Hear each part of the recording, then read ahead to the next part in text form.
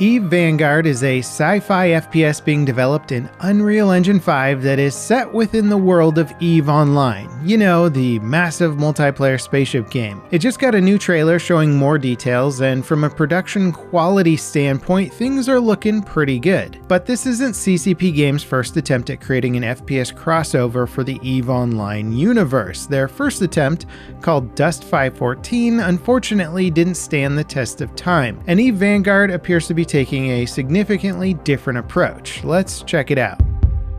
Alright, so announced in September of last year, EVE Vanguard is a PvPvE extraction shooter that continues in Dust 514's footsteps, but focuses the experience down to the basics. You spawn in, fight for resources, and then extract. The galactic politics and the economy of EVE Online aren't directly connected to Vanguard. At least they won't be when the game initially launches. In the meantime, though, the game has been available for a few playtests for EVE Omega subscribers off and on this year. The latest playtest concluded on July 1st, and players have been able to learn a lot from it. So what does a match for a sci-fi FPS based on EVE Online actually look like? Well, kind of straightforward despite its spaceship connections. In the main menu before queuing up, aka your hangar, you have the option to customize your weapon attachments and cosmetics. Weapons in Vanguard aren't actually distinct guns. Instead, they're loadouts that modify your base weapon platform. Essentially, you get two weapons that serve as your primary and secondary gun in each map, and each loadout gives you spaces for 5 different weapon chipsets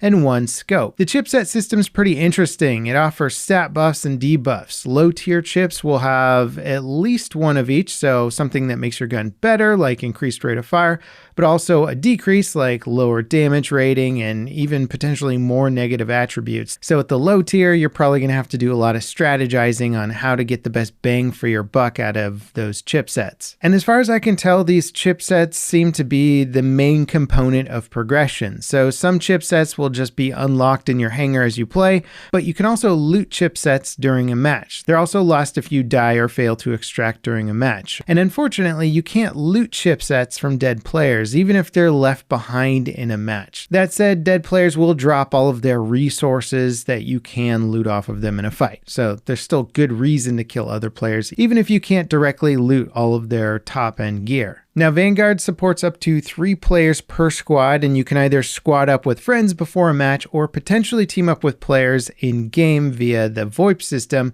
that is, if they don't try and kill you. And once you're in a match, you'll be given a list of contracts that you can accept and complete to earn credits that are applied directly to your hangar. So if you complete a mission but then die, you'll still get those credits. There's also map-wide contracts like mining right events that all players are alerted to when they begin, and all players can then fight over them. Looted resources and credits will need to be banked at specific banking stations, which have their locations marked on the map for all players to see, or they need to be successfully extracted to make it out of the match with you. As long as you have clones in reserve to respawn with, you can keep completing and accepting new contracts. And yeah, that's right, you're a clone, just like in EVE Online. And I like that there's actually a lore reason as to why you can come back after death. You get a little extra flexibility with some of these sci-fi shooters. Now, when it comes to your clones, you can buy new clones with biomass, a lootable resource found in containers throughout a match or from AI NPCs and dead players. Each clone costs 100 biomass, and every time you die in a match, you have a choice of respawning as a clone if you have any in reserve or just leaving the match. If you run out of clones, your gear and loot will be lost unless it was banked before you died. To buy new clones, you need to deposit biomass into a clone bank and then choose to buy a new one. Clones are also a shared resource for your whole squad, so if you have 3 players but only 1 clone in reserve, then only one of those players can respawn after death. This is definitely an interesting mechanic for an extraction shooter, and I do like games that reward you for going out, being aggressive, getting loot and biomass, I guess in this case. So hopefully that mechanic works out as intended. It'll also be interesting if a player that's more aggressive with looting and gaining biomass gets killed by a camper. If they're able to come back and just essentially flank that camper since they'll know where they're hiding from. It might make the camping dynamic something where more players are going to need to stay agile and move around more. Now, some of the resources, nanites, that you loot can be used during a match to craft ammo and additional equipment. Ammo also comes in two varieties, kinetic and electromagnetic. This is kind of a crossover from EVE Online with using different weapon types to hurt different enemies. Some of the equipment that's been shown off so far is a dome shield and a proximity mine. You'll also need to craft the beacon that calls in your extraction. Crafting is done on the fly, so once you start crafting something, you can carry on walking around and fighting as the little crafting timer counts down. When it comes to combat, nothing really stands out as being too crazy. When you ADS, you'll get a heads-up display that highlights all visible enemies, both AI and players, in red, and it also tells you the damage type that they're weakest to. If an enemy is behind cover,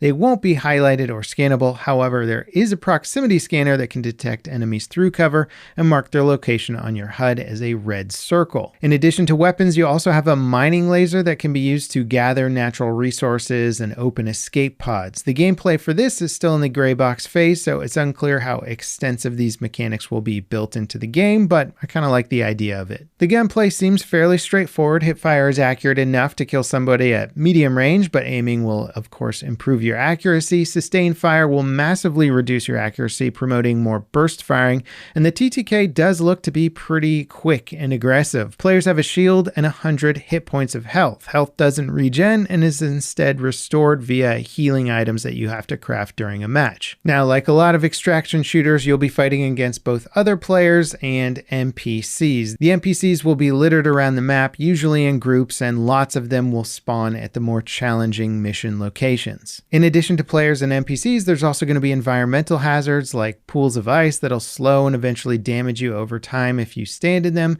They don't seem like huge components of the gameplay, but maybe they're going to act more like environmental blockers to design combat flow and force people into certain choke points. Now, once you're satisfied with the loot that you've collected and the contracts you've completed, you can use an extraction beacon, assuming you've crafted one, that can be placed anywhere on the map at any time to leave the match. This is a pretty big difference from having to go to a very specific location to get out. Once you're back in the hangar, you can use the resources that you gathered to unlock specific cosmetic items. Oddly, it doesn't seem like there's anything that you can actually buy with the credits you earn during a match that would give you a gameplay advantage, like additional clones, ammo, armor, gadgets, etc. that you could bring with you. The only customized items that you can bring into a match are your primary and secondary weapons, and the upgrades for those, as far as I'm aware, need to be primarily looted during a match. It's an interesting system for sure that definitely steers clear of some of the pay-to-win stuff that many of the other looter shooters have gone so aggressively for.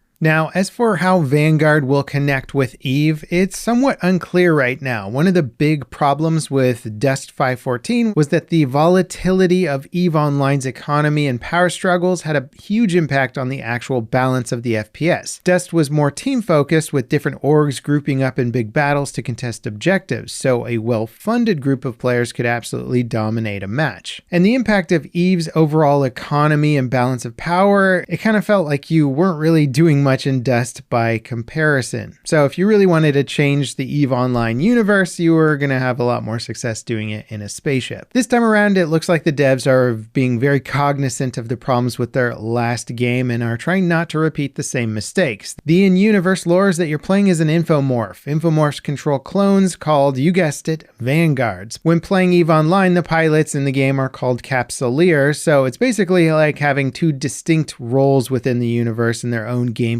focuses and progression. At launch, there won't be a ton of interconnection between Vanguard and EVE Online, but the devs are planning on implementing post-launch mechanics like Capsuleers being able to put out contracts that infomorphs can complete. There's also plans to have some of the maps dynamically reflect some of the space combat going on, I guess, in the atmosphere, with debris of destroyed ships from PvP space battles falling onto the planets, and then they can be looted and fought over. So eventually you might even be able to do crazy stuff like loot the resources on your ship that you lost in a space battle once you join up on foot. But that seems like it might be significantly further down the road. For now, the maps are handcrafted arenas based on the planets in EVE and isolated from the player-driven events of the game. There's also hints that the devs will use procedural generation to build tons of maps based on EVE's planets that will then be carefully curated by hand and for gameplay balance. Now, out of all the gameplay I've seen of Vanguard, it looks pretty competent. The combat mechanics and contract system seems well thought out, but it's tough to say if earning resources and weapon mods will be enough to create a truly engaging gameplay loop. The depth of gear, reputation increases, permanent stat bonuses, and more creates a huge incentive in the other extraction shooters to keep players playing and improving their character. EVE Vanguard almost seems like extraction shooter light by comparison. It's hard to say without playing it though, and it might actually just end up being a more inviting game thanks to what seems like a more equal footing approach to loading into a match. Now, all that said, Vanguard isn't just an extraction shooter, at least it's not supposed to be after launch. Updates will connect it more and more to the massive world of EVE Online, and the devs have stated that they're starting small to nail the core mechanics and systems first. So at this point, it's really hard to try and envision the full concept of Vanguard. It really, in most ways, is just similar to other extraction shooters at the moment. One day, it could be a massive and vital component of EVE Online in a similar way to the FPS systems in a game like Star Citizen. But who knows how things will end up. After all, EVE has been going strong for over 20 years at this point with no hint of it slowing down. I'm going to see if I can get into a playtest down the road and try it out for myself. What do you guys think of this? I'm always excited for new FPS concepts. I've been a fanboy of EVE for a long time, even though I haven't played it in quite some time, and I always like the idea of getting a more up close and personal representation of their universe. Let me know in the comments what you guys think about this, especially if you've played in one of the play sessions already. I'd be curious to hear from you. And if you enjoyed this video, don't forget to subscribe, leave me a like, ding that notification bell to beat the YouTube algorithm with me. And up next, check out this other sci-fi dystopian looter shooter that looks truly unique with giant humanoid robot women picking you up and eating you. It's pretty wild, don't want to miss it. As always, thanks for watching, and I'll see you next time. This is Level Cap, signing off.